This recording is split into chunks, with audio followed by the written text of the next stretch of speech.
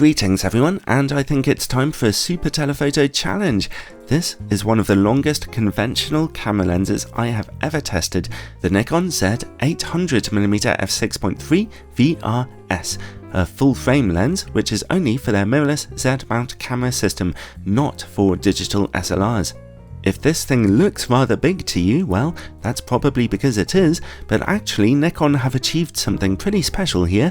By using Fresnel optics in one of the internal glass elements, they've actually made it smaller than usual for an 800mm optic and much lighter.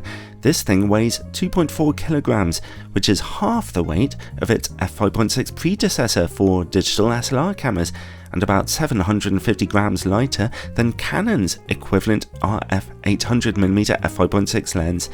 That makes this lens quite hand-holdable, although your arms might get a little tired after a while. Not only is it surprisingly lightweight, but at $6,500 it's actually an incredible bargain. The Canon lens I just mentioned costs a straight 20 grand, and Nikon's old AFS 800mm lens for digital SLR cameras costs over 16 grand. I know this new Z-mount lens has a very slightly darker aperture of f6.3, but the price difference is just unbelievable. I often criticise Nikon Z-mount lenses for being overpriced, well, not this time, and that 800mm reach really is exceptionally powerful, too far really for regular or even some sports photography. This thing really is designed for wildlife shooting, although the potential for out-of-focus backgrounds here also lends it to some rather extreme portrait or subject photography, if you really want to go there. I'd like to thank Nikon UK for loaning me this lens for a couple of weeks for testing, and it did take me a couple of weeks of work, but as usual, this is a totally independent review. The lens's body is made of a mixture of metal and plastic in order to keep the weight down, and it's very well weather sealed around its mount and in other places too. You can also see here that there is space for Nikon's teleconverters. It also has a little bay in the back for inserting special drop-in filters, which are available separately. It has some fairly simple controls on the side for autofocus and for preset focus. Other super telephoto lenses will tend to have just a few more controls than this, though. While there is no external switch for it, the lens does indeed feature image stabilization, or VR as Nikon call it. Here's some footage with it turned off and now turned on. Considering we're shooting at 800mm, it's doing a fabulous job here, enabling you to get sharp pictures at shutter speeds of 1/50th of a second or even slower if you take care, so that is between 4 and 5 stops of assistance. Excellent. Then comes the focus ring, which turns very smoothly and fairly responsively with the focus motor. The lens displays a little focus breathing, zooming into your subject a little as you focus more closely. On my old Nikon Z7 camera, the autofocus struggled a little, being slightly slow and hunting occasionally, as you can see here, when covering long ranges, but it was able to track quite well, and it did work quietly and accurately too. I imagine that on a newer Nikon Z-mount camera body, it would do a lot better than this. Then, in front of the focus ring comes one of Nikon's customizable control rings. It turns smoothly with a distinctive metallic feel to it and can be set to control a number of different camera functions or disabled altogether if you keep accidentally turning it, which I did sometimes. The lens's metallic tripod mount is very sturdily designed and easy to use. As you can see here, it's pretty simple.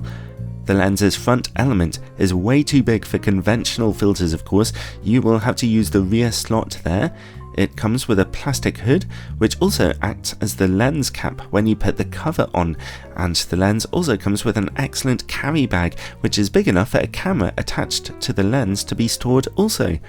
Overall, the lens handles very well, although its autofocus will be happier with a newer Nikon Z-mount camera body, and it doesn't quite have the same level of controllability of some other more expensive super telephoto lenses.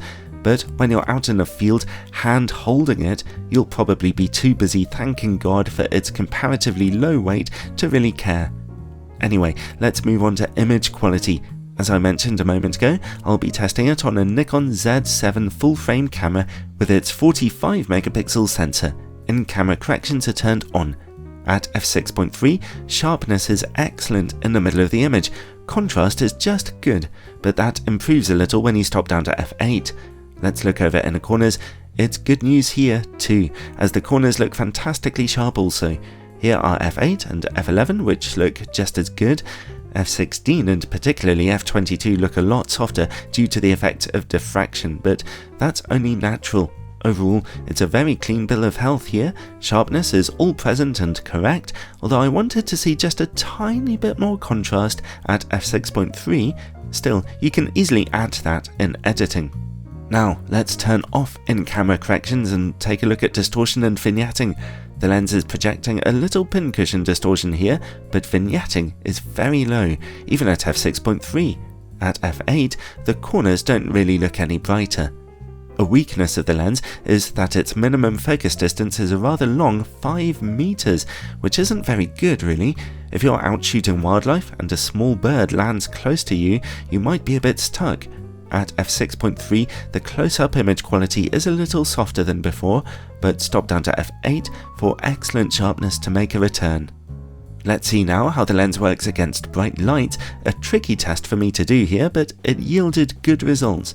Very little flaring can be seen here, unless you're shooting directly into a bright light. Finally, bokeh. The lens's maximum aperture of f6.3 might be just a little bit darker than some other 800mm lenses, but it still opens up some wildly out of focus backgrounds to you. I didn't notice any issues here, everything looks nice and smooth, with no nasty surprises.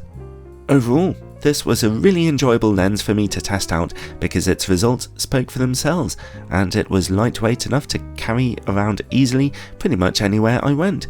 Despite being innovatively small and lightweight, its price is far lower than a competition, which is another huge bonus, although I could spot a couple of compromises.